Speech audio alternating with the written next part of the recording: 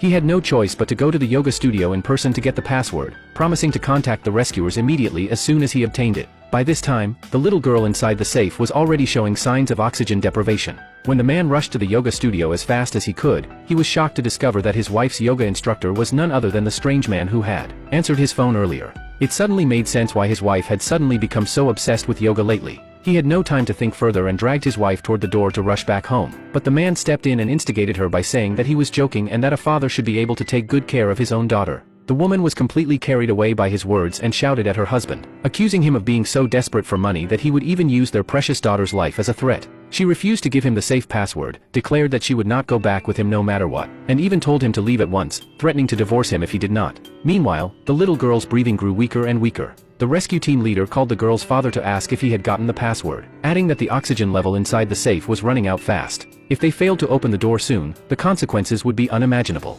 When the woman heard this, she thought that her husband had hired someone to put on an act to trick her and told him to leave immediately. From the other end of the line, they heard another urgent voice saying that something was wrong and that the child's heart rate was dropping rapidly, and that they needed to find the password right away. But just then, the man accused the girl's father of hiring actors to stage the whole thing in order to trick her into giving him the password. The foolish woman chose to believe the man over her husband, stating that she would never hand over the password unless they brought their daughter right in front of her. The woman's words gave the man an idea. He asked the rescue team to carry the safe to the yoga studio. Soon enough, the safe was brought over. The woman could not believe that her husband would go to such lengths for money and hire so many so-called actors, until she saw the rescuers show their official IDs. But the man insisted that the IDs were fake. Watching her husband frantically begging for the password, the woman decided to open the safe herself to make him give up once and for all. However, after she entered the password, the safe triggered its lockout mechanism, and it turned out that she had entered the wrong password. As the oxygen level continued to plummet, the girl's father's legs gave way and he fell to his knees in front of the safe, begging the rescuers to find a way to save his daughter.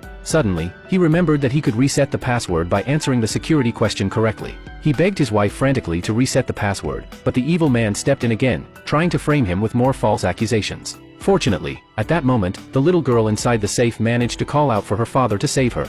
Reluctantly, the woman went to reset the password, but the man grabbed her and claimed that it was the little girl's birthday and that she